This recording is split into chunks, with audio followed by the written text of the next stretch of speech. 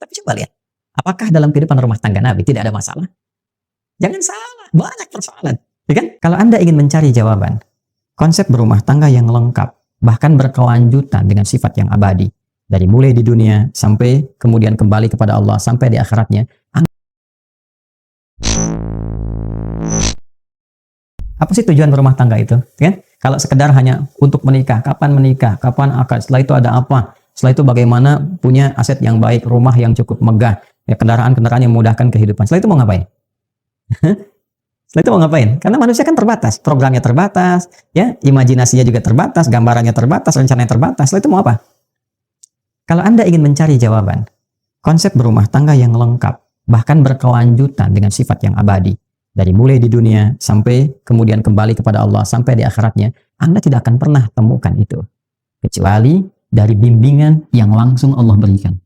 Karena Allah yang menciptakan kita, Allah tahu kita, Allah yang mengerti tentang kita, dan Allah yang maha memahami serta memberi solusi dari semua desain kehidupan kita. Dalam keadaan apapun, baik itu single, ataupun sudah berumah tangga, dan dalam kehidupan yang lebih kompleks. Jadi kalau kita menginginkan konsep kehidupan rumah tangga yang terukur, yang baik, yang kurikulumnya memandu kita mendapatkan kebahagiaan yang sejati, baik di dunia, bahkan abadi sampai ke akhirat, nggak akan pernah ditemukan, kecuali dari bimbingan sang pencipta kita, Allah Subhanahu wa Ta'ala. Karena itu, orang-orang yang mau menjadikan visi kehidupan rumah tangganya yang ditujukan untuk kepentingan ibadah, maka Allah hadirkan ketenangan yang mendamaikan dalam kehidupan rumah tangganya. Disebut dengan sakinah. 2. Limpahan materi yang memberikan kenyamanan dalam kehidupan rumah tangga. Cinta dalam bentuk wujud materi. Diberikan kecukupan materi yang melapangkan dia beraktivitas dalam kehidupan rumah tangganya. Disebut dengan mawaddah. Mawaddah. Kemudian, ditanamkan dalam jiwa setiap pasangan itu rasa kasih mendalam yang mengikat keduanya dalam kerukunan dan kebaikan. Ya, bukan berarti tidak ada perbedaan pendapat. Bukan berarti tidak ada, boleh jadi perbedaan-perbedaan yang mungkin melahirkan, ya, satu sisi berbeda, berselisih dalam hal-hal kecil, namun rasa yang ketiga ini, itu yang tetap menyatukan perbedaan-perbedaan itu, dan membentengi dari terjadinya persoalan-persoalan yang bahkan memecah kehidupan rumah tangga. Itulah rahmat. Rahmat. Ini dia. Ini poinnya. Ya. Jadi kalau kita satukan ayat ini, bila ditujukan pada ibadah, maka ini kunci dari 3 pintu besar, yang isinya adalah sakinah, mawaddah, dan rahmat. Karena itulah ketiga ini yang sering kita singkat dari kata pembukanya menjadi samara, sa-ma-ra, kan? Itu dibuka dengan kata ayat. Kapan samara itu muncul? Setelah ayat. Wa min ayatihi, itu dulu kan? An khalaqalakum min anfusikum azwaja, ya, itu pernikahannya, dipasangkannya itu. Ya, untuk apa? Untuk menaati Allah dengan visi ibadah. Setelah itu apa? Litaskunu ilaiha, baru sakinah datang. Wa ja'ala bainakum mawaddah, baru mawaddah dimudahkan. Wa rahmah, rahmah ditanamkan. Ya, inna fi dzalika laayatil liqaumi yatafakkarun, yaitu kalau Anda mau merenungkan, berpikir yang dalam dulu. Dalami dulu nih, kan? Yang menciptakan kita siapa, yang tahu tentang kita siapa, yang mengerti, ya, dan maha memberikan solusi tentang persoalan kehidupan kita siapa, yang mengetahui apa yang terjadi besok siapa, yang mengetahui berketurunan atau tidak berketurunan siapa. Kan kita mengembalikan semua pada Allah. Kalau tahu semua dari Allah, bahkan kita menyimpulkan, bahkan samara pun milik Allah. Ya, bahasa gampangnya kan secara logika sederhana, ya. Kalau sudah tahu punya Allah, maka dekati pemiliknya. Bagaimana? Pemiliknya meminta kita untuk menjalankan kehidupan rumah tangga sesuai dengan pedoman yang dia berikan. Maka renungkan itu. Ya, la ayatil qaumi yatafakkarun. Renungkan, tafakkur sampai menemukan kedalamannya. Kalau kita sudah mengerti, sudah memahami, oh iya, wah, begini seharusnya. Maka dengan itu kemudian baru kita turunkan babnya. Baik, teman-teman. Ini ada yang menarik, ya. Kalau kita mau gali lebih dalam lagi. Contoh misalnya, saya keluarkan satu bab, ya, sakinah. Sakinah itu sering diartikan dengan ketenangan, tenang. Ya. Padahal bukan tenang biasa. Tenang itu bahasa Arabnya, setidaknya itu ada beberapa kata. Yang paling populer tuh gini.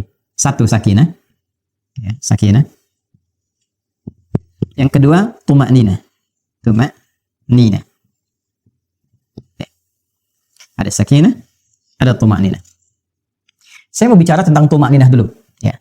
Saya dari itma'anna yatma'indu. Tuma'ninah, ini ketenangan yang dilahirkan dari ibadah. Jadi kalau seseorang telah menunaikan atau sedang bahkan menunaikan ibadah dan merasakan ketenangan dalam hatinya saat sedang beribadah atau telah beribadah, itu disebut dengan tuma'ninah namanya. Ya, bukankah Anda ketika sudah sholat merasakan ketenangan? Dan latihannya disebut tumaninah, ruku. Kata Nabi, hatta tatma'inna raki'ah. Atau kama qala Rasulullah SAW. Ruku Anda, jangan dulu bangun sampai merasakan ketenangan dalam ruku. Tenang gitu. Itu tumaninah namanya. Makanya kalau orang sholatnya itu merasakan kenikmatan, benar caranya. Begitu ruku itu dia baca doa, tenang ke hatinya. Darah mengalir dengan enak, baru dia yang tidak. Kan? Hatta ta'tadila qa'imah, sampai tegak. Lalu sujud, hatta tatma'inna sajidah, sampai engkau merasakan ketenangan dalam sujud. Nah, ini tumaninah namanya. Dan ketenangan itu hadirnya dalam apa? Jiwa, dalam nafas kan. Nah, nanti kalau sudah terbawa dari praktek sholat itu, dari seringnya baca Quran, hadir ketenangan pada jiwa. Nah, jiwa yang terus mendapatkan suntikan ketenangan, tenang lagi, maka dia punya sifat tenang nantinya. Nah, kalau sudah jadi sifat yang mengikat kepemilikan, maka berubah dari tumaninah jadi mutmainnah namanya. An-nafsul mutmainnah. Ini yang menjadikan dia saat pulang pun kepada Allah merasa tenang. Ya, karena ada ketenangan di dunia, kedekatan dengan Allah, pulang pun tenang. Maka dipanggillah dia dengan keadaan pemilik jiwa itu. Ya ayyatuhan nafsul mutmainnah. Quran surah ke-89 ayat 27 itu. Ya. Nah, berbeda dengan sakinah. Kalau sakinah, ya, itu artinya ketenangan yang dilahirkan setelah tuntasnya persoalan dilalui.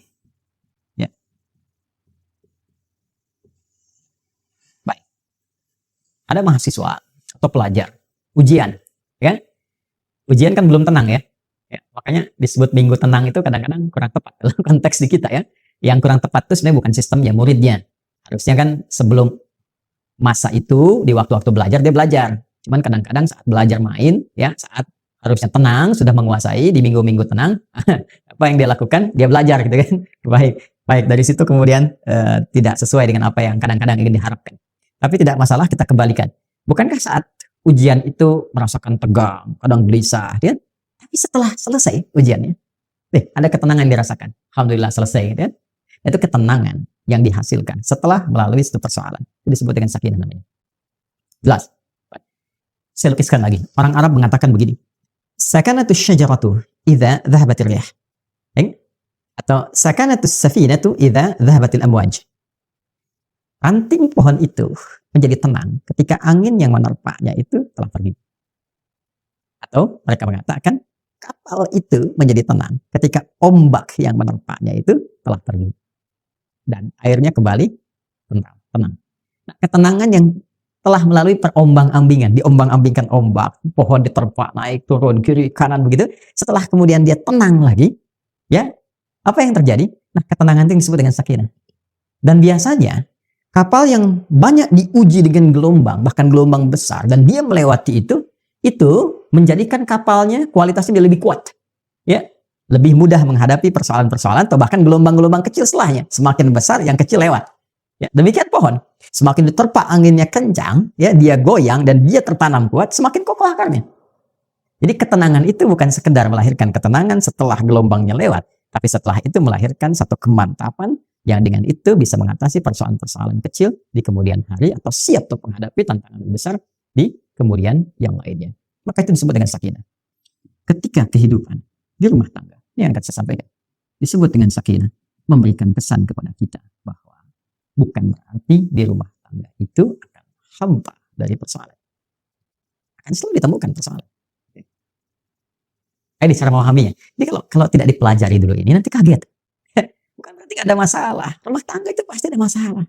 Ya, yang paling ideal kan rumah tangganya Rasulullah SAW. Tapi coba lihat, apakah dalam kehidupan rumah tangga Nabi tidak ada masalah?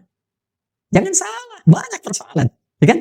Tapi dengan persoalan itu turun panduan pada kita, turun ayat, turun hadis, mengatasi ini bagaimana? Ya, kalau salah persoalan pemahaman bagaimana, salah komunikasi bagaimana, meluruskan yang ini bagaimana? Kalau ingin cari teman cerita ke siapa? Kalau mengadu belum ketemu suami istri ke siapa mengadunya? Ada semuanya. Gitu. Dan pahami ketika Allah menitipkan satu persoalan dalam kehidupan rumah tangga, pada hakikatnya bukan ingin menjadikan kehidupan rumah tangganya bermasalah, tapi Allah ingin memberikan satu ketenangan, kedamaian, ya, yang dihasilkan setelah tuntas persoalan yang dimaksudkan. Makanya kehidupan rumah tangga kan kalau sudah masalahnya tuntas lebih tenang dari sebelumnya kan, ya, dan dahsyatnya lebih mengerti tentang sifat-sifat pasangan atau dalam keluarga. Setelah itu punya ilmu yang baru. Punya pengetahuan yang baru, masukan yang baru, ilmu yang baru untuk mengatasi tantangan berikutnya. Itu dasarnya. Tapi problemnya begini. Bagaimana cara kita bisa mengatasi persoalan dengan mudah? Karena tidak sedikit masalah-masalah kecil di rumah tangga, ya kan? Bisa menjadi besar dan menyebabkan persoalan serius ketika, maaf, seseorang tidak mengetahui cara menyelesaikannya. Yang ditampilkan kadang-kadang, ya boleh jadi egonya. Yang ditampilkan kadang-kadang boleh jadi statusnya, bahkan juga hartanya, kedudukannya, dan sebagainya. Itu bukan solusi, teman-teman. Sepanjang ditampilkan kemampuan kemanusiaannya, maka sifat manusia selalu ingin bertahan dengan apa yang dimilikinya. Soal bicara A, istri bicara B. Ya, ayah bicara A, anak pun bicara B. Demikian seterusnya. Maka yang terbaik adalah kita mesti menanyakan kepada pengatur segalanya. Ini. Ya, maka ketika dikembalikan, sakinah itu kan sifat jiwa. Ya kan? Ketenangan itu kan sifat jiwa. Ingat, ketenangan itu bukan sifat fisik.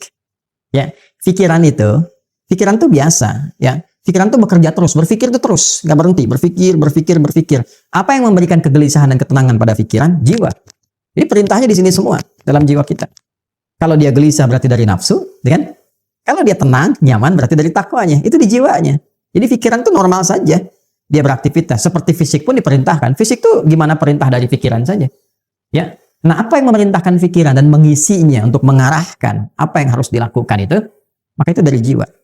Maka itu saya sering katakan, jiwa yang tenang akan melahirkan pikiran yang cemerlang dan aktivitas yang membahagiakan. Itu poinnya. Boleh bikin status tuh. Ya. Nah, balik ke sini.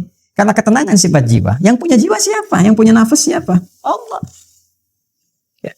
Makanya sering kita katakan kan, ya mengikuti doa Nabi sallallahu alaihi wasallam, ya muqallibal qulub, ya tsabbit qulubana 'ala dinik, 'ala iman. Hai Allah yang mengetahui keadaan hati kami, kan? Membolak-balikkan hati, yang memberikan kedamaian pada jiwa. Berikan kami kemantapan dalam jiwa kami untuk menaati ketentuanmu, beriman kepadamu, untuk konsisten pada dinmu. Ini poinnya. Nah sekarang, bagaimana caranya kita bisa belajar untuk menenangkan jiwa sebelum menghadapi persoalannya? Ini poin besarnya.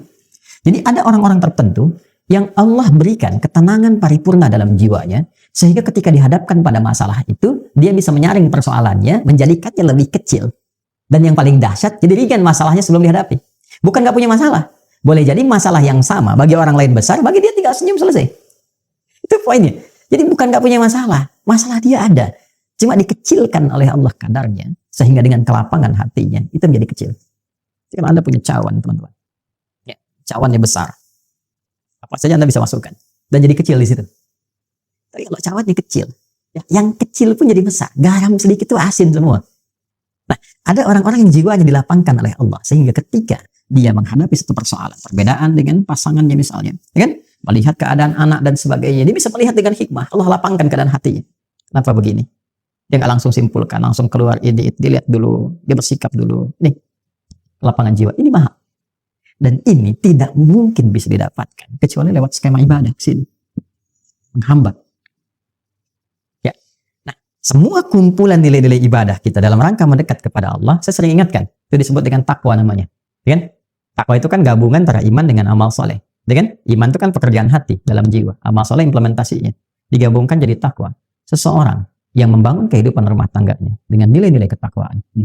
Dia bangun dengan takwa. Dia jaga sholatnya. Diwasiatkan pada istrinya sekalipun keluar tetap jaga sholat. Anak-anak pastikan sholat. Hidupkan rumah dengan Al-Quran. Dekati Allah Subhanahu Wa Taala. Banyakin zikir. Bisa. Itu akan beda suasana rumahnya. Demi Allah saya katakan. Anda kalau nggak percaya silahkan. Ya, hidupkan rumah dengan suasana ibadah kepada Allah. Anda ada di dalam ataupun sedang di luar, hidupkan. Maka akan ada suasana yang berbeda kepada jiwa. Allah akan jaga itu. Ya, ketika takwa meningkat, bahkan diringankan persoalan. Sebelum ada masalah, solusi datang. Sehingga masalah jadi ringan. Itu yang dimaksud Quran, surah ke-65, di akhir ayat kedua. At-Talaq, ayat kedua. At-Talaq itu kan satu masalah yang tinggi. Ya, yang tidak mudah diatasi. Ya, bahkan dalam kondisi yang paling rumit pun ketika Anda mendekat kepada Allah, Allah ringankan dan berikan solusi yang jernih. Berpikirnya jernih sekali. Tahu apa yang harus dilakukan. Ya kan? Maka apa yang terjadi? Wa may yattaqillaha yaj'al lahu makhraja. Siapapun yang mampu membangun ketakwaannya kepada Allah, dan dia naikkan lagi. Ya kan? Maka apa yang terjadi? Yaj'al lahu makhraja. Allah berikan jalan keluar dari setiap persoalan yang ia alami. Apalagi kalau pasangan itu kompak. Ya kan? Ya, mungkin nggak bersama-sama dalam beberapa kesempatan. Memberikan wasiat, bangunkan istri, anak-anak, ingatkan sebelum pergi, kan, dan sebagainya. Itu pasti itu. Ya, sekian banyak persoalan, jika ditumpahkan di atas sajadah, dia mengecil dan curhatnya kepada Allah. Innama ashku bathi wa huzni ila Allah. Demikian ya nasihat dari Nabi Ya'qub alaihissalam yang diabadikan Quran surat Yusuf itu kan. Kalau mau curhat ke Allah, sampaikan. Dan akan cenderung bahagia. Ketakwaan membangun kebahagiaan. Quran surah kedua di akhir ayat 189. Wattaqullaha la'allakum tuflihun. Ya, itu sakinah namanya. Tingkatkan takwamu kepada Allah, Allah tanamkan, Allah berikan kepadamu kebahagiaan. Ya, dan titian kesuksesan. Anda pun kalau ingin mawaddah, tambahan dari materi-materi yang membentuk kehidupan keluarga lebih menyenangkan.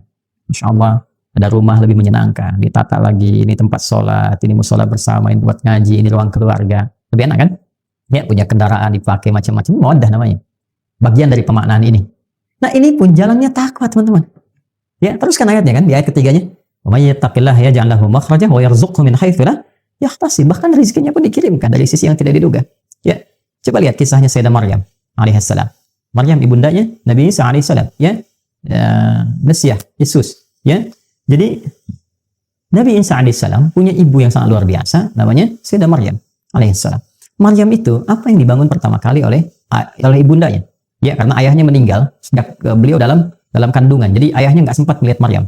Ya, Imran tuh nggak sempat lihat Maryam. Jadi istrinya Hanna mengandung, begitu lahir ayahnya telah meninggal dunia. Tapi keduanya punya rencana. Ya, rencana strategis yang memang sudah disiapkan kalau nanti lahir anak begini. Ya, makanya banyak kerabat Imran. Imran kan orang soleh. Ya, Imran tuh alaihissalam orang soleh. Ya, maka banyak teman-teman soleh ya yang ingin merawat Maryam ketika dilahirkan sampai harus diundi siapa yang rawat. Sehingga diputuskan pamannya, ya, yaitu Nabi Zakaria alaihissalam. Nah, yang pertama dibangun oleh ibundanya apa? Nilai ketakwaan.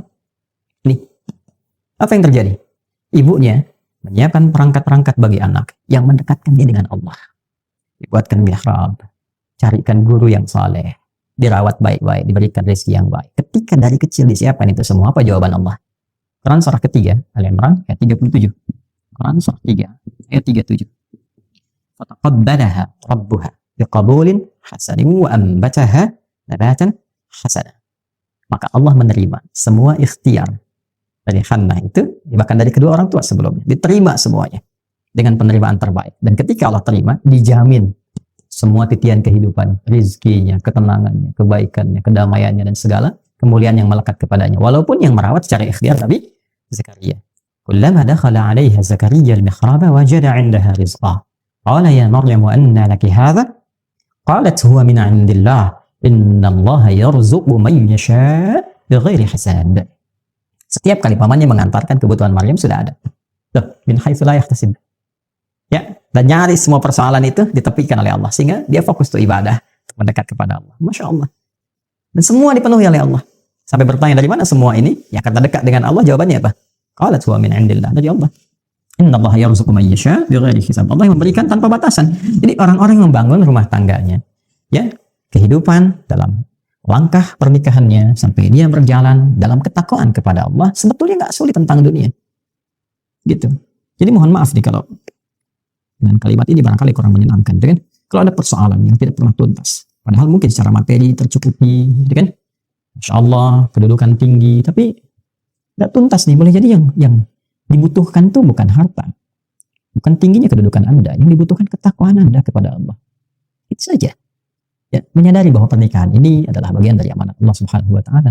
Rumah tangga ini amanah, setiap amanat dipertanggungjawabkan di hadapan Allah Subhanahu wa taala. Dan kalau mengerti berumah tangga itu adalah ibadah, maka kita akan jaga cara kita beribadah kepada Allah. Anda kan kalau sholat Anda jaga rukun dan syaratnya kan. Nah, rumah tangga itu ada rukun dan syaratnya. Kan waktu mau nikah kan ada rukunnya, ada akad itu kan, syaratnya juga ada kan. Hah? Bukan cuma mahar kan, ada 2 saksi itu kan. Kemudian juga ijab kabul dan sebagainya, itu kan terpenuhi. Nah, itu pembukanya, ya kan? Dalam perjalanannya pun itu harus dijaga, karena kalau memahami pernikahan itu sebagai ibadah kepada Allah, maka dijaga cara kita ibadah. Jaga, jangan sampai ya terkena sesuatu yang kotor atau melanggar ketentuan ibadah. Nah, ini kalau dipertahankan, maka apa yang terjadi? Allah anugerahkan segala kemuliaan untuk mengabadikan kehidupan keluarga ini sampai dengan kehidupan di akhirat. Ya. Kalau kita baca Quran surah ke-52 misalnya At-Tur ayat 21. Allah tegaskan di situ walladzina amanu wattaba'athum dzurriyyatuhum biimanin alhaqna bihim dzurriyyatahum wama alatnahum min 'amalihim min syai' kullu imrin bima kasaba rahin. Dan para orang tua yang beriman itu menjaga iman. Jadi berkeluarga itu dengan imannya. Ya, bukan cuma dengan hartanya. Kalau dengan harta ya banyak bisa begitu. Dengan berkeluarga itu dengan imannya. Lalu iman diimplementasikan dalam bentuk amal saleh. Amal saleh suami pada istri dalam bersikap. Ma'asyiruhunna bil ma'ruf, surah keempat ayat 19. Demikian sebaliknya dengan anak-anak dan sebaliknya. Maka apa yang terjadi? Kalau orang tua mampu begitu, diwarisi oleh anak demikian, diniatkan karena imannya, maka mereka akan dipertemukan kembali di satu tempat di surga. Alhaqna bihim dzurriyyatahum, satu keluarga besar. Wa ma alatnahum min amalihim min syai', dan semua kegiatan berkeluarga itu dinilai langsung oleh Allah untuk mewujudkan pertemuan itu. Karena dilakukan dengan iman, maka jadi ibadah.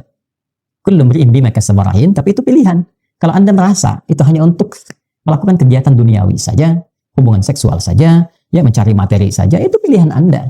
Silahkan saja, itu pilihan Anda. Tapi pada saatnya, sadari kata Allah, Anda akan pulang. Anda akan meninggal. Makanya patut bertanya, setelah meninggalkan dunia ini, ketemu lagi nggak? Ya kan? Satu masuk ke alam kubur, ya, itu saja kan sudah nggak ada aksesnya. Ya kan? Untuk bertemu kembali. Paling dizarahi, balik lagi, dan sebagainya. Nanti di akhirat ketemu lagi nggak? Itu poinnya. Nah, berbahagianya kita, Allah itu Tuhan kita yang Maha Esa. Allah lengkap menyampaikan dalam Quran. Tidak ada satupun kitab suci di muka bumi ini yang menyampaikan runtutan kehidupan kita secara detil dan lengkap. Dan itu diminta bahkan oleh Allah langsung, silahkan riset. Silahkan pelajari. Dari kedalamannya, kebahasaannya, ya dari logikanya, dari runtutannya, silahkan. Dan tidak ada satupun yang sempurna Al-Quran. Karena